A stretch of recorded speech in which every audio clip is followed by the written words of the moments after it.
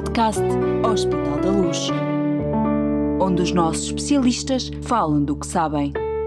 Infelizmente, com alguma regularidade, surge a notícia de mais um jovem atleta que caiu em campo de forma fulminante. Infelizmente também, quase sempre adivinhamos o motivo desta fatalidade, uma doença cardíaca súbita e inesperada. Mas por que razão isto só acontece aos atletas? Olá, eu sou a Graça Rosendo e este é mais um episódio do novo programa do podcast Hospital da Luz.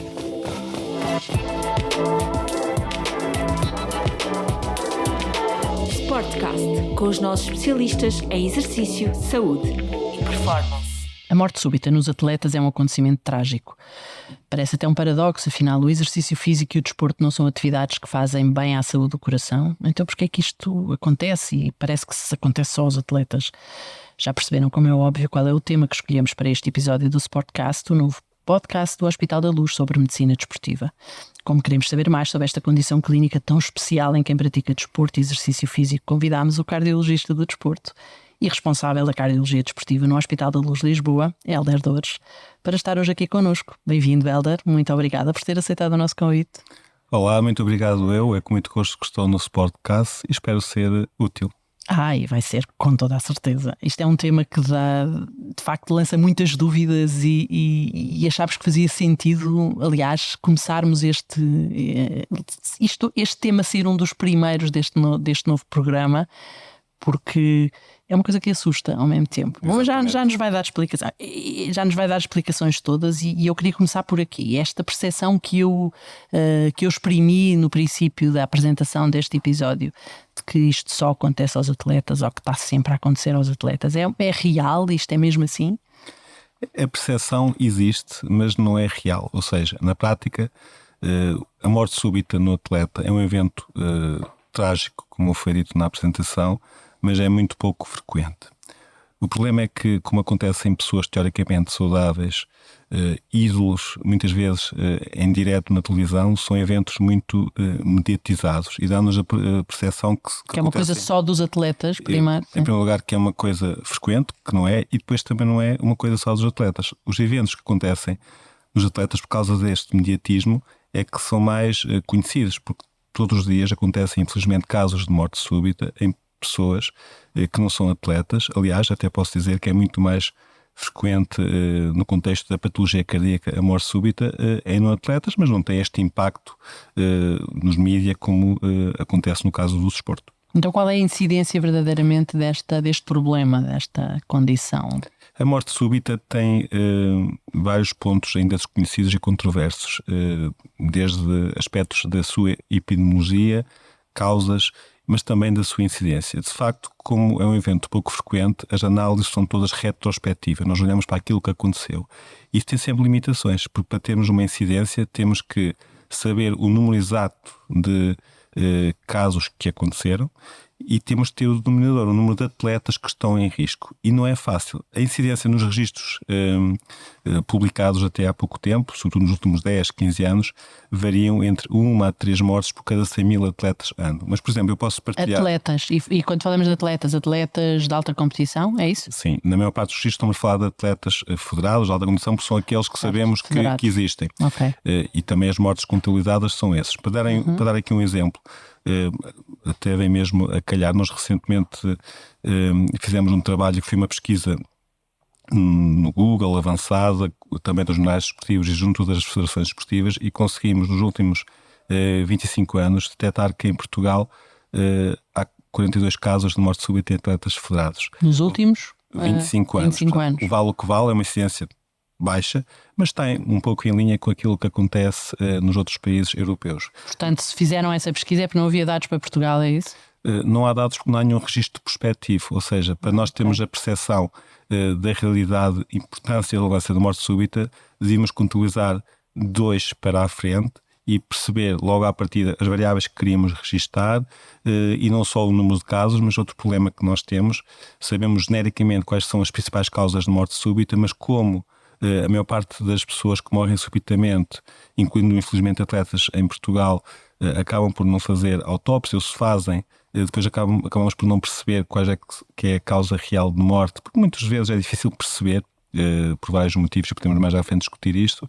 Portanto, era importante haver aqui uma forma homogénea de avaliar estas pessoas. Mas o que é que causa exatamente esta situação? É alguma coisa que já existe na pessoa e que depois é associada, por exemplo, ao esforço físico extremo que um atleta de alta competição tem de enfrentar? É essa conjugação ou não tem nada a ver com o exercício? Essa pergunta é central, ou seja, Olha. a principal causa de morte súbita é sem dúvida a doença cardiovascular. Mais de 80% das causas são doenças cardíacas. Depois há aqui uma diferença que depende do tipo de atleta. Se estamos a falar de um atleta jovem, e o jovem neste contexto é abaixo dos 35 anos, as principais causas são doenças cardíacas hereditárias, doenças que afetam o músculo cardíaco, que nós chamamos de miocardiopatias, ou arritmias, doenças arrítmicas primárias. Nos veteranos, que é a grande maioria dos atletas, ou seja, aqueles com mais de 35 anos de idade, a grande maioria também das causas acontecem por doença coronária, ou seja, por infarto agudo do miocárdio. Nesta população, 80% das mortes acontecem por infarto. Portanto, passando inicialmente a falar dos jovens, são doenças de facto hereditárias, só que são doenças que, apesar de nascerem connosco por alterações em genes e a vez, porventura, história familiar, muitas vezes só se manifestam mais tarde na vida. Enquanto que nos veteranos, pelo infarto, associa-se muitas vezes ao estilo de vida e aos fatores de risco cardiovasculares clássicos. Se seria possível evitar ou não, claro que sim. O problema aqui é que, infelizmente, muitas destas doenças dão sinal ou sintomas. O sintoma é a morte súbita. Exatamente. No primeiro e último dia em que é possível diagnosticá-las, que é a morte súbita ou a paragem cardiorrespiratória. Portanto, por isso é que os atletas, mesmo sem ter história de doença pessoal ou familiar, devem ser avaliados regularmente. Sim, já lá vamos, mas eu queria perceber o que é que acontece. Claro. Eu tinha feito aqui uma referência a ataque cardíaco fulminante e súbito. O Hélder corrigiu-me para doença cardíaca súbita e inesperada, etc. É só um detalhe, sim. Sim, senhor, mas nós associamos isto a um ataque cardíaco. É um ataque cardíaco que acontece naquele... Não, o ataque cardíaco, e por isso é que eu fiz esse apontamento, é uma doença específica e corresponde ao infarto agudo do miocárdio, ou seja, que acontece quando há aterosclerose, gordura nas coronárias, que de facto é uma causa muito importante nos veteranos. Mas o evento final que provoca a paragem cardiorrespiratória é uma arritmia fatal, que nós chamamos de taquicardia ventricular ou de fibrilação ventricular. Portanto, estas doenças, tanto as doenças hereditárias como o próprio infarto, podem provocar a morte porque acontece uma destas arritmias, a fibrilação ventricular, que leva à paragem cardíaca. Portanto, é um evento fatal, pode ter origem em várias causas. Mas eu há bocadinho perguntei-lhe e não sei se ou eu não percebi, se me explicou, não percebi completamente. Mas está esse momento, esse evento que é fatal, está associado de facto a um esforço físico extremo? Pronto, isso é um ponto muito importante de clarificar, ou seja, muitas vezes pensa-se que se o atleta morre subitamente, que o exercício é prejudicial e que faz mal, etc. Exato. Pronto, e isto até suscita imensa controvérsia, enfim, o que pode ser um aspecto muito negativo, porque a mensagem principal é a oposta, ou seja, o exercício é fantástico para a saúde, associa-se a múltiplos inclusive é para a do coração. E não só, foro endócrino, neurológico, musculoesquelético, etc. No entanto, nas pessoas que são portadoras de algumas destas doenças, que nós muitas vezes não conhecemos, ou porque são difíceis de diagnosticar, ou porque o atleta não foi avaliado, o exercício pode constituir o gatilho, o trigger para provocar um evento fatal. Portanto, o stress, o exercício físico, que, sobretudo o exercício de alta intensidade, muitas vezes em condições climatéricas ou ambientais extremas, pode ser o gatilho para, na pessoa que tem esse substrato, tem essa doença de base, possa ocorrer um evento fatal. No entanto, neste contexto também é importante realçar que mesmo em pessoas com corações perfeitamente normais, que são avaliadas, quando o exercício é extremo, que está agora muito na moda, e realizado em condições ambientais também extremas, por exemplo, sob muito calor, muito frio, em que há alterações como desidratação, alterações nos iões ou vários iões do nosso organismo, mesmo pessoas com corações normais podem ter estas arritmias que podem ser fatais. Portanto, é um aspecto muito importante para salientar. Ok, já vamos à avaliação e no fundo à possibilidade da detecção precoce, e eu ainda queria continuar aqui neste registro, claro. O que acontece e a quem é que pode acontecer. Estamos a falar de atletas de alta competição, de exercício extremo, mas isto pode acontecer também a quem corre por lazer, dia sim, dia não. Claro. Aliás, se nós olharmos... Uma vez que tem tudo a ver com uma condição prévia. Claro. Se nós olharmos para a base da pirâmide mais larga, a grande maioria das pessoas fazem exercício, e ainda bem, não são atletas de alta competição. Estes estão no topo, ou seja, atletas de alto rendimento, de alta competição, são aqueles que já são avaliados com muita mais regularidade, ou seja, mesmo que haja esta doença, a probabilidade de identificarmos é muito mais elevada. Na base da pirâmide estão estes milhares ou milhões de pessoas que fazem exercício físico de lazer e que muitas vezes é exercício de elevado volume ou intensidade. Por exemplo, o que é pior neste contexto para quem tem uma doença? É jogar golfe ou bilhar competitivo, que é um desporto, ou fazer ultra trails sem ser federado em nenhum clube. Portanto, aqui não interessa a questão do é ou não é federado, interessa é o tipo e as características de exercício que é feito. Ok. E já percebemos aqui as causas, que são, há uma condição prévia, eventualmente, ou uma situação extrema. Portanto, isto quer dizer que as causas não são todas iguais em todos os atletas. E esta pergunta serve também para passarmos à questão da avaliação precoce. Sim. Como é que se faz? O que é que se pode fazer? Eu já pratico um desporto, já faço, já exponho o meu organismo e o meu coração a uma condição qualquer extrema de vez em quando, porque vou correr e faço outras distâncias, ou faço Ironman, não faço nada. É bom que fique esclarecido, não faço. Mas naturalmente ainda estou a tempo de fazer uma avaliação, mas claro, em contrapartida também posso pensar, caramba, não me aconteceu até agora nada, para que é que me vai acontecer a seguir? Claro, eu acho que é assim, a mensagem a passar neste contexto é que, em primeiro lugar, todas as pessoas devem ser avaliadas antes do início da prática desportiva, sobretudo se for uma prática que mencione ter um nível competitivo mais alto, elevada intensidade, elevado volume, e depois naquelas que fazem este tipo de exercício, esta avaliação deve ser regular. Okay. Por exemplo, como falamos, e há causas diferentes de morte súbita, nos jovens, o foco principal nesta avaliação, além da avaliação clínica em consulta, sobretudo por profissionais, neste caso médicos com experiência em cardiologia desportiva ou medicina desportiva, deve ser a detecção destas potenciais doenças hereditárias. Por isso é que o eletrocardiograma tem um aspecto muito relevante. Pois é, perguntar qual era o exame que... O ECG no jovem é primordial. Muito importante. Depois há aqui um problema, que é o facto de os atletas terem alterações fisiológicas, e por vezes não é fácil distinguir essas alterações fisiológicas das alterações que aparecem nestas doenças. Sim. Por isso a interpretação tem de ser feita por pessoas com experiência nesta área. Claro. Mas eu diria que se tivéssemos escolher um exame, no jovem é o ECG. No veterano, como aqui a causa é a doença coronária, é que o ECG já não é tão importante, aqui passa a ser importante a estratificação de risco cardiovascular, por exemplo, análises para ver o colesterol, se há diabetes ou não há, mas também outros exames, como a prova de esforço, que é um exame muito útil, pode ajudar a identificar aqueles que têm algum risco acrescido de doença coronária. Sim, nós estamos aqui no Hospital da Luz de Lisboa, essa é uma prática comum em quem procura fazer o check-up desportivo, por exemplo, que é obrigatório para quem quer ser um atleta federado, mesmo os miúdos. Com que regularidade é que deve ser feito essa avaliação? Porque é possível, e isto é uma segunda pergunta a esta primeira, é possível que não se detecte uma primeira avaliação, mas que possa vir a detectar-se alguma coisa diferente numa segunda ou numa terceira avaliação? Sem dúvida nenhuma. E esse aspecto da regularidade é mais frequente, ou mais importante, se quiserem, nos jovens, nos adolescentes, porque há doenças graves, estas miocardiopatias, etc., que podem aparecer de um ano para o outro. Por isso é que a periodicidade da avaliação recomendada é anual.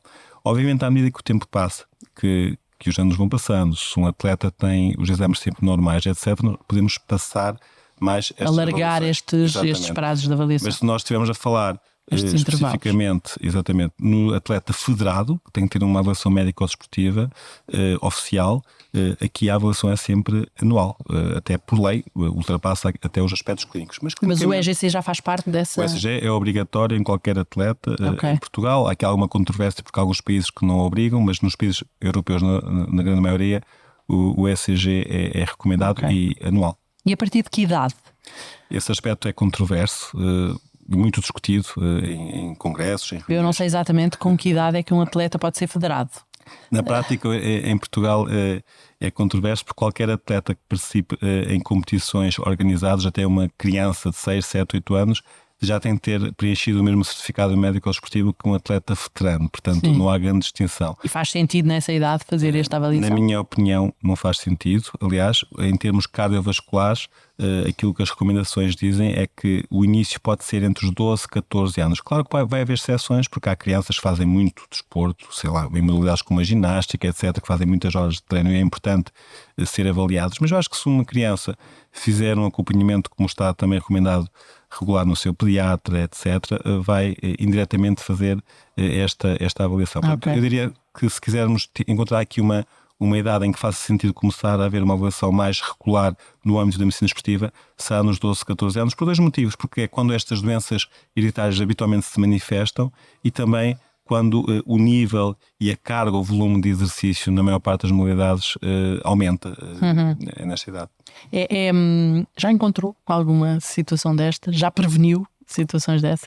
Já encontrei muitas, aliás, uma grande parte da minha atividade clínica é precisamente a cardiologia desportiva, onde avaliam não apenas atletas ou pessoas que surgem e que marcam consultas porque têm interesse, e ainda bem, em ser avaliadas, mas também de segundas opiniões, atletas vêm de outros clubes ou de um clube onde eu trabalho, e aqui sim, infelizmente... Já teve que dizer a um atleta que... Sim, muitos atletas, infelizmente. Cuidado, não podes... Alguns excelentes atletas exagerar. Tivemos de dizer que não podem continuar a ser atletas, não é uma decisão fácil, mas nós temos de pôr na balança estas duas coisas, e obviamente a decisão é sempre partilhada com o atleta, com outros colegas, com a família, mas temos que pôr na balança a frustração de não ambicionar ser um atleta de carreira e um ídolo para todos nós, como todos os jovens querem ser, mas no outro prato da balança está o risco. Isso só acontece quando o risco é acrescido, e quando eu tomo essa decisão tenho sempre a percepção que estou a ajudar a pessoa a evitar potencialmente um evento que nestes casos pode ser fatal. Agora há aqui uma grande zona cinzenta, claro, que é difícil discernir muitas vezes o que é branco e o que é preto. Claro. E essa detecção provavelmente já lhe aconteceu em pessoas que já fazem, que são atletas já há algum tempo, portanto já tiveram expostas, devem-lhe perguntar, mas isto nunca me aconteceu nada até agora. Exatamente, isso é um aspecto muito relevante. Como é que lida com essa perplexidade? Porque não é fácil, porque vamos imaginar, e já aconteceu alguns casos de atletas séniores de várias modalidades que vivem do desporto, onde ainda é mais difícil, tem a sua dependência económica, a família e o seu rendimento derivado da sua profissão, que é ser atleta, e não é fácil porque essa pergunta surge. Eu sempre fui atleta, nunca me aconteceu nada, porque é que agora você, muitas vezes sem me conhecer em lado nenhum, vem dizer que não pode. Claro. Há aqui duas formas, na minha experiência. Uma é porque há doenças de facto que podem aparecer mais tarde na vida, e também antigamente não havia tantos exames como temos hoje em dia que permitem uma detecção mais precoce, e por outro lado, infelizmente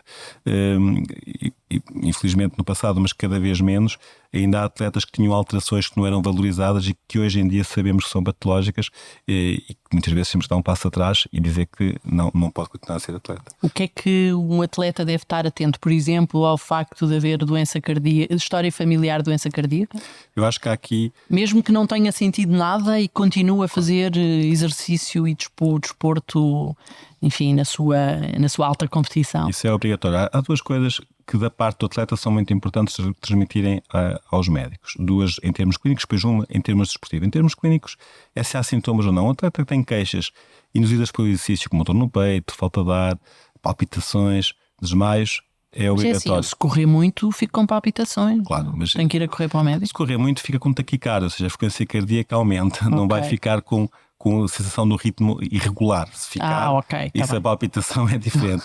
Mas pronto, a queixa é sempre para valorizar em qualquer avaliação. E o segundo aspecto é de facto esse, a história familiar. Quem tem na família pessoas que numa idade jovem, sobretudo familiares de primeiro grau, pai ou mãe, que tenham tido um evento cardiovascular ou um diagnóstico de uma doença cardíaca grave, tem que nos dizer, porque aí temos que investigar. E depois, o outro aspecto, mais da parte desportiva, o atleta deve transmitir sempre ao médico que exercício faz, a dose, o volume, a modalidade que pratica, porque hoje em dia, e é uma mensagem importante para passar às pessoas, qualquer pessoa praticamente pode fazer exercício físico. Nós, quando desqualificamos um atleta de alta competição do desporto, não estamos a desqualificá-lo de deixar de fazer ou praticar exercício físico. Não.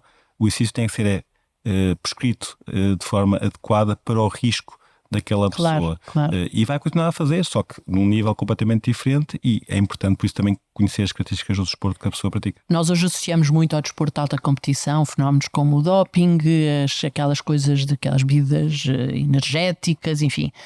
A malta hoje tem muito disponível, muita coisa destas, claro, que eu diria que não faz muito bem. São potenciadores também de condições clínicas deste tipo? São coisas distintas. Uma coisa é o doping, infelizmente além do componente ético de adulterar resultados.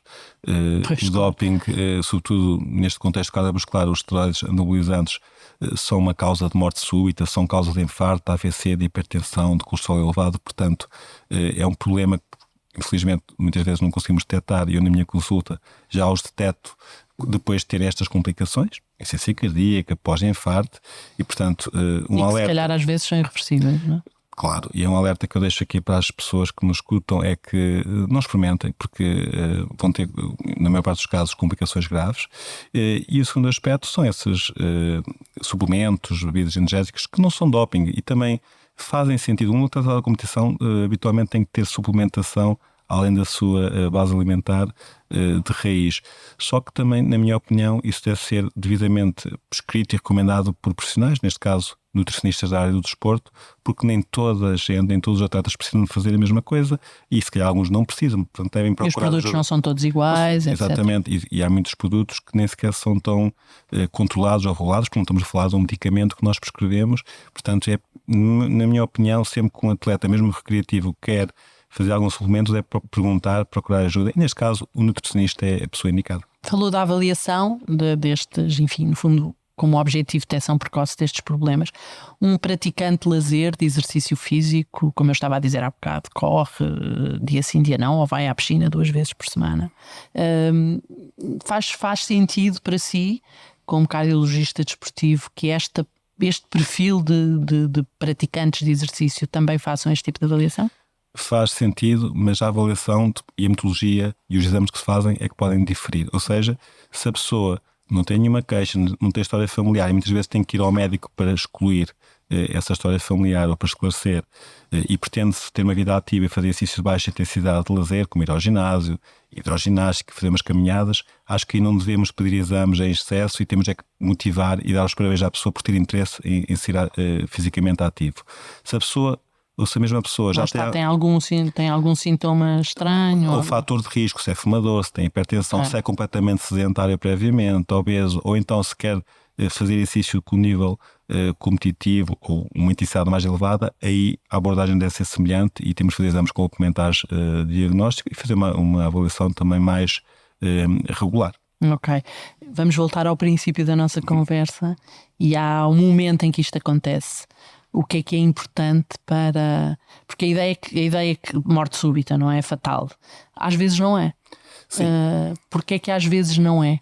Habitualmente... Eu sei a resposta, acho que sei, mas diga. Habitualmente nós associamos este contexto da morte súbita, como é óbvio, ao desporto, mas para os casos em que são completamente irreversíveis, ou seja, em que o atleta infelizmente morreu. Mas há muitos casos em que aconteceram paragens cardiorrespiratórias, algumas até recentes, em direto na televisão, e que felizmente foram revertidas com sucesso. Portanto, o risco nunca será zero. Qualquer um de nós, independentemente das avaliações que façamos, podemos ter um risco mais alto ou mais baixo de ter um evento grave. Por isso é que, além desta avaliação pré-competitiva que ajuda a detectar precocemente aqueles que podem ter maior risco, o apoio de emergência nos recintos desportivos, nos locais onde as pessoas praticam desporto, e estou a falar da disponibilidade de AES, estou a falar da presença de pessoas com formação em suporte básico ou até avançado de vida, isso é que fará toda a diferença. Por um lado, vamos conseguir salvar mais vidas naquela pessoa em que não estávamos à espera que tivesse um evento fatal. Por outro lado, e é um aspecto também muito importante, podemos com isso, se o apoio for adequado, permitir que atletas já com algum risco possam fazer e manter alguma atividade desportiva com maior segurança. Muito bem. O que é que o Hospital da Luz, no caso o Hospital da Luz de Lisboa, que é onde estamos, tem para oferecer às pessoas que procuram de alguma maneira fazer esta avaliação ou fazer algum acompanhamento de saúde desportiva? O que é que o Hélder nos pode dizer sobre isso? Eu posso dizer que qualquer pessoa que queira praticar exercício físico ou que já pratique, seja atleta de nível competitivo ou não, e tenha qualquer dúvida sobre a parte desportiva e clínica, se entrar na nossa porta do Hospital da Luz, vai conseguir responder às suas dúvidas e às suas questões. Nós temos um centro de medicina desportiva com profissionais com muita experiência, médicos de todas as especialidades que interagem com o desporto e, obviamente, especialistas em medicina desportiva. E depois temos um leque de profissionais como fisiologistas, psicólogos, nutricionistas, fisioterapeutas, pessoas também com experiência nesta área. Portanto, aquilo que eu posso dizer às pessoas é convidá-las a virem-nos visitar e acho que vão ficar impressionados de forma muito positiva pelas condições não apenas humanas dos nossos profissionais, mas também pelas condições técnicas de todos os dispositivos e equipamentos que temos e que podemos, com isso, garantir que, nesta grande maioria de pessoas que têm doenças que podem ser detectadas precocemente, que arrisco-me dizer que nós vamos conseguir detectá-las. O hospital é um hospital com vida, estamos aqui rodeados de pessoas à nossa volta, não é? Não, exatamente. Estamos aqui para conversar consigo, podíamos estar a conversar com outro colega seu que está a trabalhar aqui ao lado, se calhar, mas para não fecharmos sem ser como deve ser, que mensagem-chave é que pode acrescentar àquilo que já nos disse até agora sobre esta questão e sobre este problema? Tem de ser uma mensagem de esperança, esperemos. Exatamente. Eu, em primeiro lugar, quero dizer, porque o tema deste podcast é a morte súbita, dizer que temos que resfriar o alarmismo. A morte súbita é um evento que acontece, mas é muito raro. Por outro lado, muitos casos podem ser detectados precocemente se fizermos esta avaliação regular e adequada e também se tivermos ao nosso dispor emergência médica nos recintos desportivos. Mas a mensagem final é uma mensagem que tem que ser de alertar as pessoas que pratiquem exercício físico regularmente. O sedentarismo é um verdadeiro problema de saúde pública hoje em dia. O exercício, provavelmente muito mais grave. Muito mais. E o exercício é o melhor medicamento que nós podemos ter por dois motivos. É barato, basta calçar os ténis e correr, e também, contrariamente a muitos dos outros, faz bem a muitas doenças e não só às vezes cardiovasculares. Portanto, se não fazem exercício físico, está na hora de começarem a praticar. Muito bem, vou seguir o seu conselho. Bom, e vou tentar também fazer aqui um resumo do que nos disse para ver se acertei, diga-me se eu aprendi bem a lição. Portanto, podemos concluir que apesar da morte súbita ser um evento raro, é possível reduzir o seu impacto e evitar alguns casos. Exatamente. Certo? Que o risco nunca será zero, aliás, como disse, mas há algumas estratégias para prevenir esse risco. A identificação precoce dos atletas com maior risco é essencial, e assim como a existência da tal capacidade para fazer reanimação nos recintos onde se pratica desporto. Bom, sem dúvida. Finalmente, isto agora é para todos os que nos ouvem, se quer praticar desporto ou fazer exercício físico de forma mais intensa, não deixe de consultar o seu especialista em medicina desportiva.